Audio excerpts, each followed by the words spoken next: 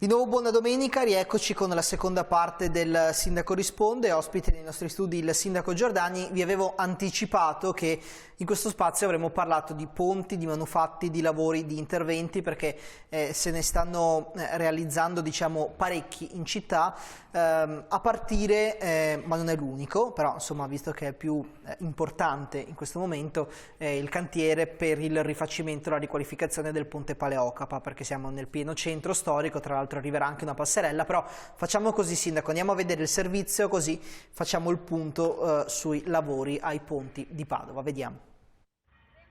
A 3 mesi di distanza dalla chiusura per restauro del ponte Paleocapa sono iniziati i lavori per la posa di una passerella ciclopedonale provvisoria, così come sollecitato da residenti e commercianti della zona. Nella muretta che delimita l'argine è stata aperta una breccia su cui poggerà la passerella, una struttura in acciaio larga 3,5 metri, presa a noleggio dal comune per 145.000 euro e che sarà installata con il supporto dell'esercito. Servirà appunto per consentire gli spostamenti, che qui sono tanti, di biciclette e di pedoni. I lavori qui della realizzazione degli appoggi dureranno circa una decina di giorni, 2 settimane, e poi arriva la passerella e verrà montata in pochi giorni.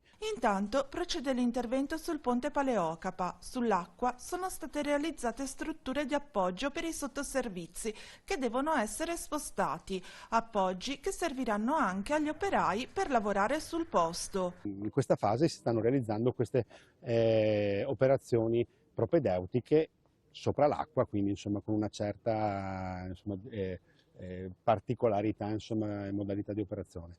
La ditta è una ditta altamente specializzata, è una ditta di Agrigento che porterà una parte del ponte nei suoi laboratori, mentre la restante parte verrà organizzata la sistemazione in loco. Per un cantiere in corso, un altro attende il via libera.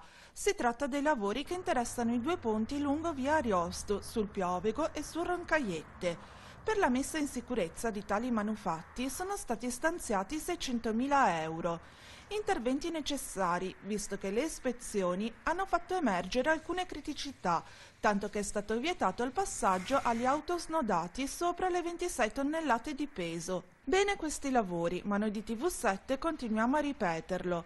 Per risolvere le non poche problematiche di viabilità che affliggono la città è necessario allargare molti dei nostri ponti, ormai insufficienti per reggere la mole di traffico quotidiana.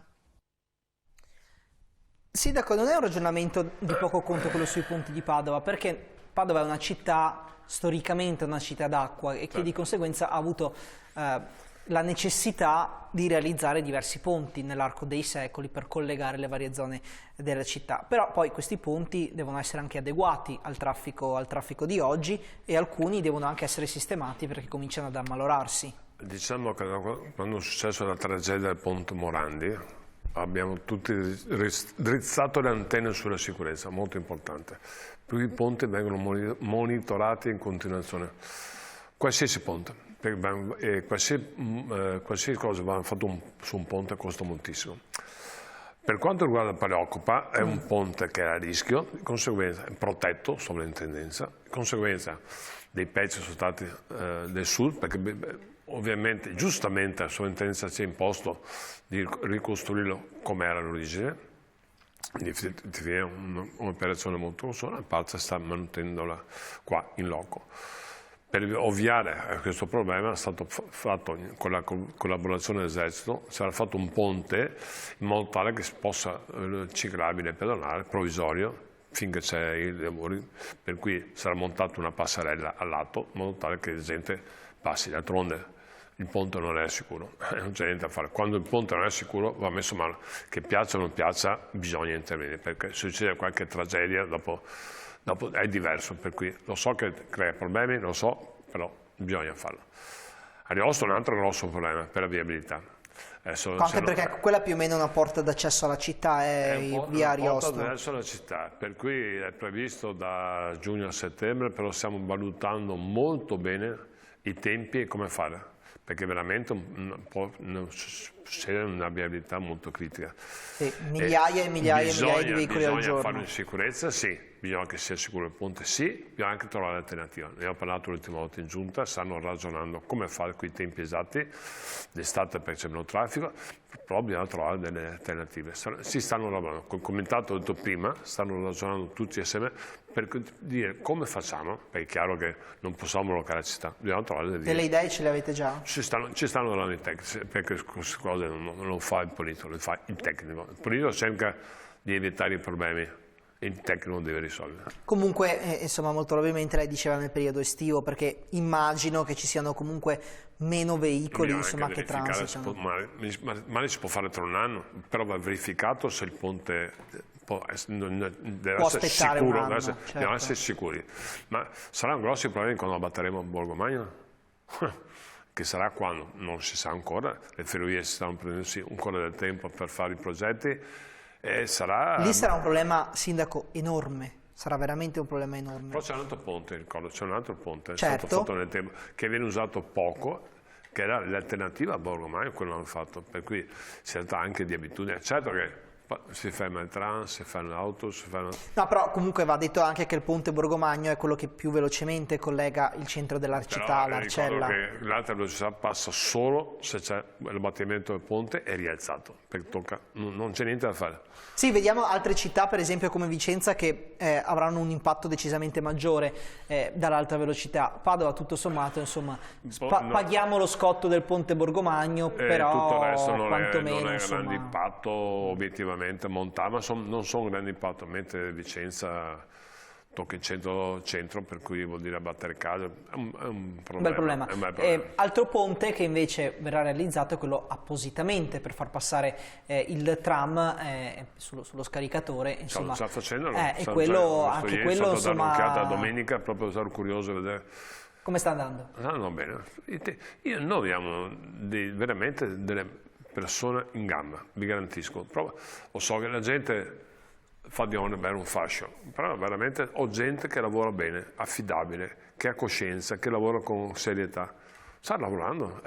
Dentro non cambiano le normative. Prima si poteva fare i ponti in una certa maniera, adesso non si può più, per il genio civile, giustamente non si può più fare le albe, va alimentato.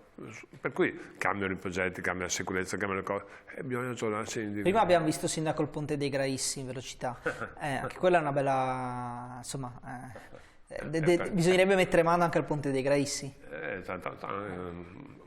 Ponte Collo, sono tante, però finché siamo sicuri lo utilizziamo, quando vediamo che viene monitorato sia visivamente con dei sensori. A Borgomagno sono stati installati tutti i sensori per controllare in continuazione, perché è pericoloso, ricordo che solo passa la ferrovia. E quando c'è qualcosa, dopo, vi ricordo Mestre. No, certo, ma le chiedo, sindaco, mi scusi, quindi ci sta dicendo che il ponte Borgomagno è estremamente pericoloso allo stato attuale? Sono stati installati i sensori per essere tranquilli e sicuri sempre, vengono monitorati. Proprio per essere sicuri sono stati installati sensori che in continuazione 24 ore su 24 monitorano il ponte, assolutamente. Non possiamo permetterci che calcinarci sul treno o cose del genere, assolutamente, per cui deve essere fatto in sicurezza totale. Però senta, lei ha detto che Ferrovie si sta prendendo del tempo, non vi hanno ancora dato un'indicazione di massima, ma anche per capire non solo quando succederà, ma quanto dureranno i lavori. Perché un conto è bloccare la città per un anno, un conto è bloccare la città per 2 anni, un conto è bloccare la città per 6 mesi. Sarà 2 anni, molto probabilmente non c'è alternativa, l'hanno detto e ripetuto, sono 2 anni di lavoro, se va bene. Perché bisogna lavorare tenendo presente che i treni devono continuare a passare. Per cui devono lavorare di notte, non si può, non è che un'impresa lavora tutto il giorno, no, certo. Anche quando abbiamo fatto manutenzione noi, sono delle ore precise in cui lavorano imprese specifiche che hanno esperienza di fare questi lavori, che sono autorizzate al Ferrovie dello Stato, sotto passano i treni, anche uno può dire non passano più i treni, no, sono delle ore notturne in cui si può fare, per quello durano molti lavori, per quello, e sono molto costosi, proprio perché lavorano su determinati tempi, determinate modalità. Prima di fare questa manutenzione che è stata fatta l'estate scorsa, cadevano dei piccoli pezzi calcinacei, è impossibile che cadano calcinacei sul terreno, ovviamente. Assolutamente per cui no. abbiamo messo isolamenti, abbiamo fatto tutto quello da fare. Dopo sarà polemica, alla fine abbiamo riaperto, perché sono tutti argomenti delicati, però prima di tutto sicurezza. Quando siamo tranquilli che il ponte è sicuro, facciamo i lavori. Se non è sicuro va fatto immediatamente il lavoro. Bisogna cercare di dare meno impatto possibile. D'altronde, ha detto lei, sei una città d'acqua sono i ponti, i ponti vanno sistemati. Il problema, sindaco, è che è molto costoso sistemare. Sì, ma dico anche che fare interventi urgenti sul Borgomagno significa farli esclusivamente per sicurezza, perché significa andare a fare dei lavori su un ponte che fra pochi anni sarà abbattuto. Assolutamente, su questo siamo d'accordo, però dico, magari per questo, non so se da un certo punto di vista state tirando per la giacchetta ferrovie, per dire, cioè, se cominciate prima anche voi siamo più sicuri tutti. Io mi conto in considerazione con le ferrovie, ma in maniera personale, più che altro i tecnici si incontrano per fare trovare la soluzione dei tempi. Penso ci sia un problema anche di risorse, perché se vengono accomodate determinate risorse per fare altri lavori, i progetti stanno andando avanti per quanto riguarda le ferrovie. Sono un po' in ritardo di 4-5 mesi, però stanno progettando una stazione e stanno progettando tutta l'alta velocità. La stazione dovrebbe essere fatta, spero, mi auguro, 2-3 anni, alta velocità 6-7 anni. Questi sono i tempi che continuo a dire.